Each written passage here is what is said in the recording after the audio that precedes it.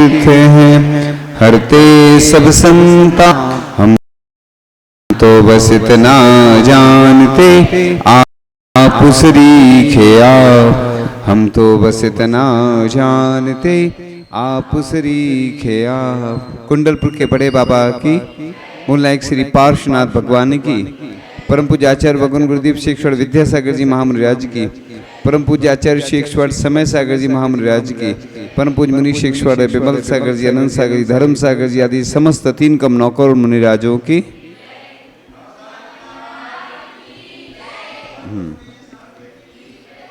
कर्मों की चर्चा चल रही है और उसी के अंतर्गत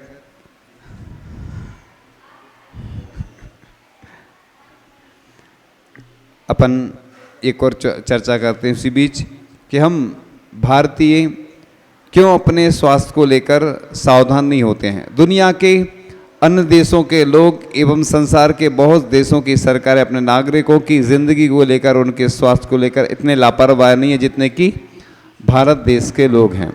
और भारत में कोई भी वस्तु हो मार्केट में चलती रहेगी, चाहे वह स्वास्थ्य के लिए हानिकारक ही क्यों ना हो।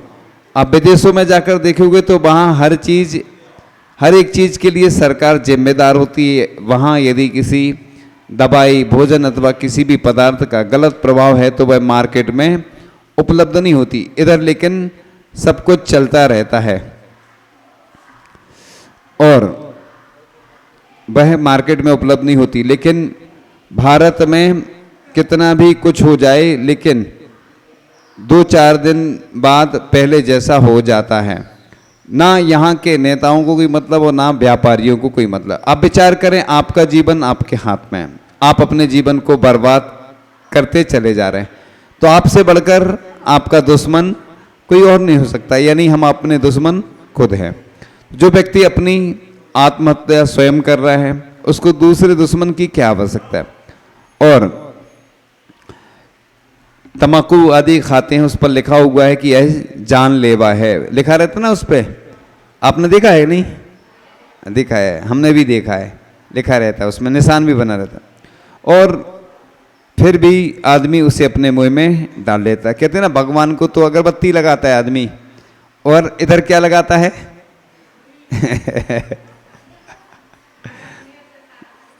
हाँ, वही ऐसे ही भगवान को, हाँ उसमें।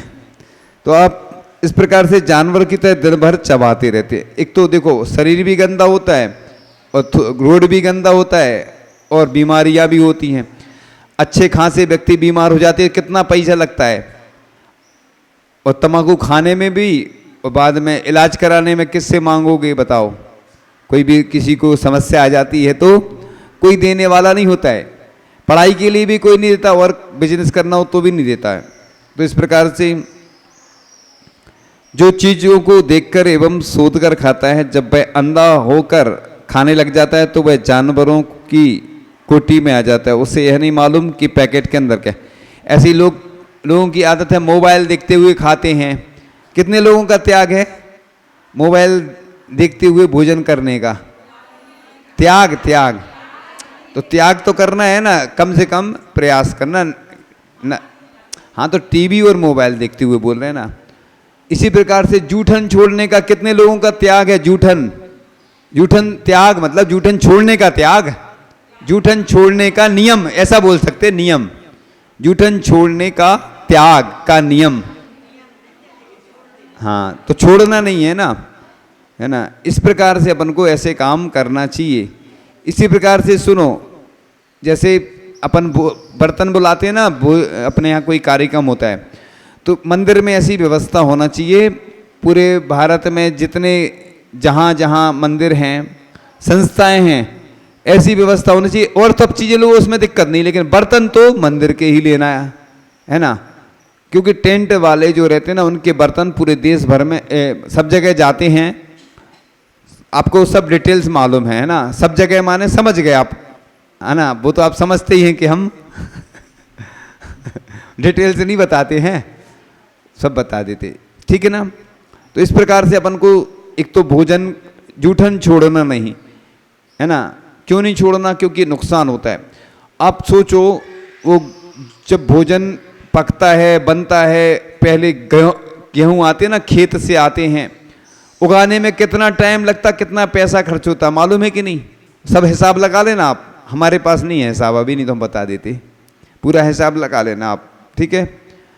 इसलिए एक दो दिन पहले बताया था ना कि जैसे मुनिराज को भी कोई आहार देते हैं तो गिर जाता तो महाराज अंतराय कर देते। क्यों करते थे? क्योंकि उतना नुकसान हो जाता, उस जीव का भी घात हो सकता है कोई नीचे, और उतनी वस्तु का भी नुकसान हो जाता, आपने कोई चीज़ गिरा दी। इसलिए क्या करते हैं मुनिराज, बोलते हैं ना आपसे कि भैया रख दो ये चीज़। सबसे अच्छा एक टेबल रखना चाहिए, है ना? टेबल रखने से ये फ़ायदा होता है कि एक व्यक्ति पकड़ने के लिए चाहिए पड़ता तो वो नहीं लगता, दूसरा अच्छे से व्यवस्थित रखा रहता है। क्योंकि लोग हिलते रहते हैं, डुलते रहते हैं, इधर से उधर हाथ लगा देते हैं तो गिर जाता। कई जगह ऐसे अंतराय हुए हैं, इंदौर वगैरह में थे जब, ऐसे कई अंतराय हुए।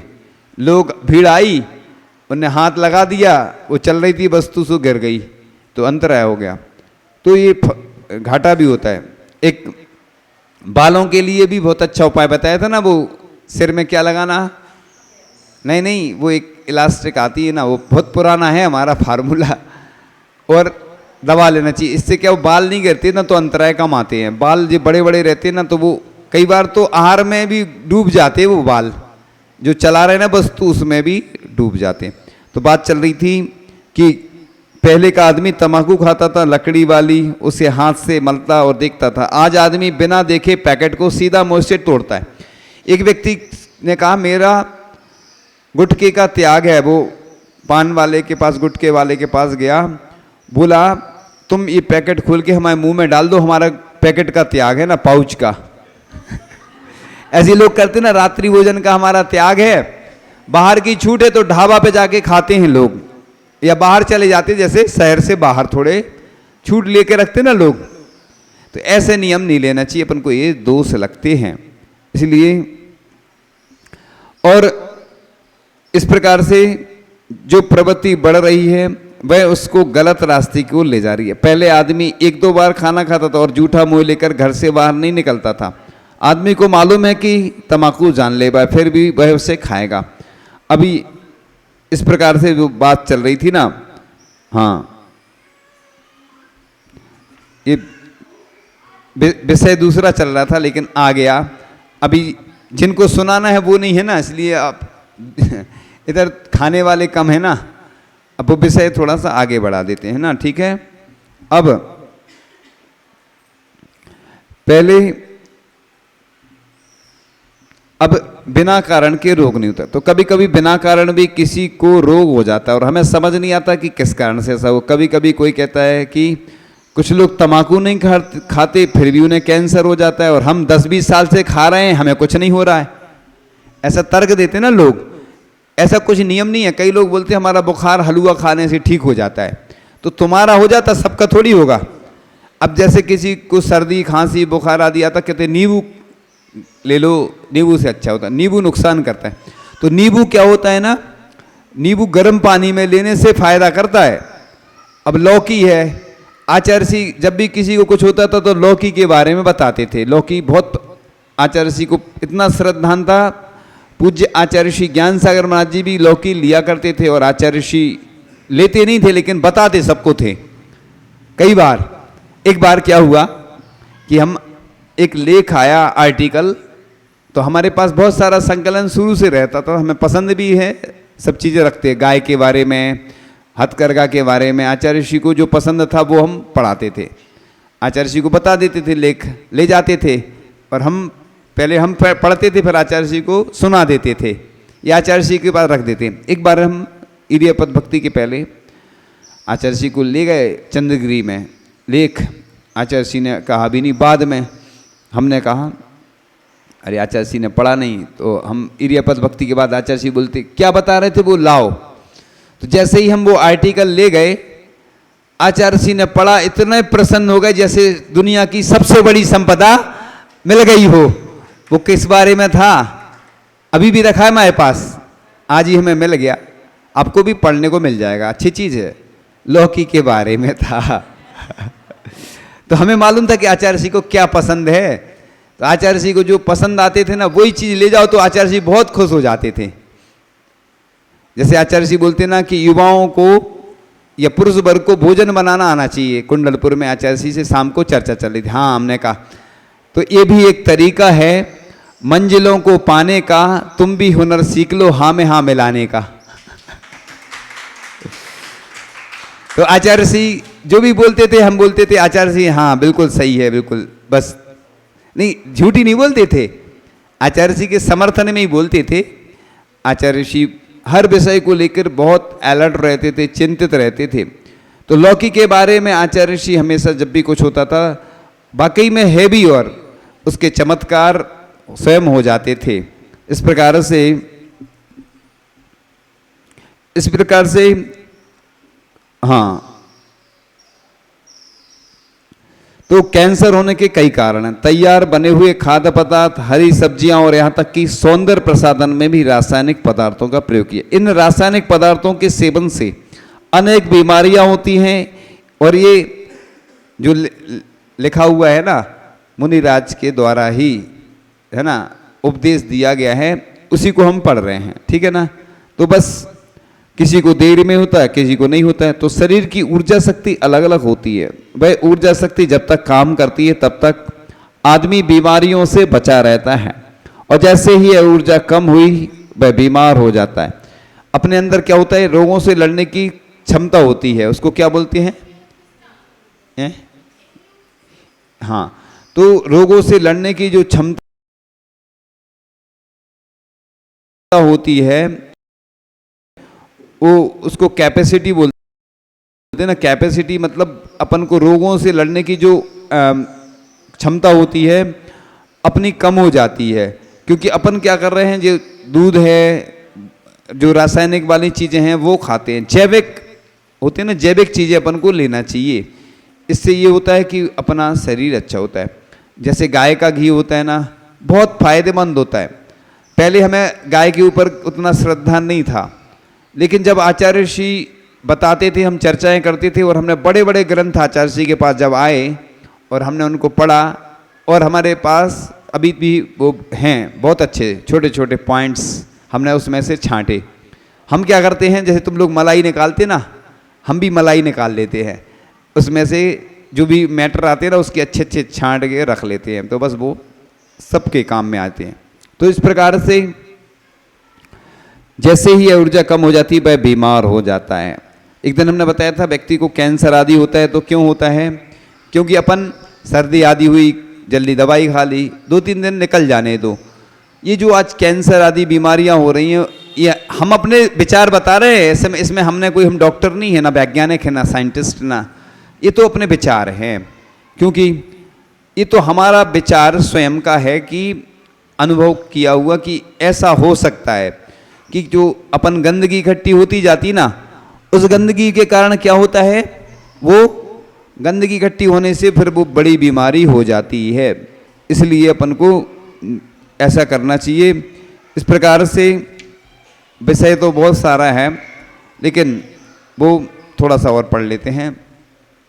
तो आप में गंदी आदत सुधारने का भाव नहीं आएगा, जो आपके जीवन को कोई भी अच्छा नहीं बना पाएगा। अपने जीवन को अच्छा स्वयं बनाओ, कम से कम जो गंदी चीज़ें हैं हमें दिखाई दे रही, उससे हम अपने आप को बचाएं।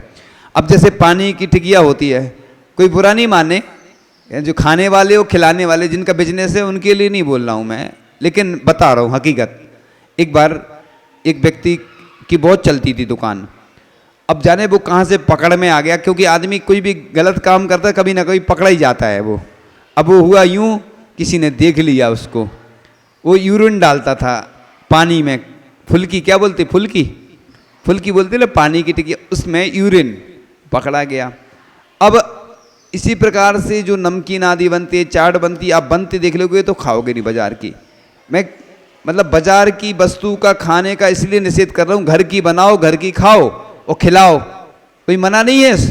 शुद्ध खाने के लिए मना नहीं है, शुद्ध खिलाने के लिए मना नहीं है, लेकिन जिन चीज़ों में निरमा वाशिंग पाउडर डलता हो, नमकीन में खुद देखा है किसी व्यक्ति ने जाके, और एक बार उसने बताया एक व्यक्ति ने कि नमकीन की फैक्ट्री में गए तो जो पानी था वही नमकीन में डाल रहा था, वही वहाँ जाते ना, समझ गए?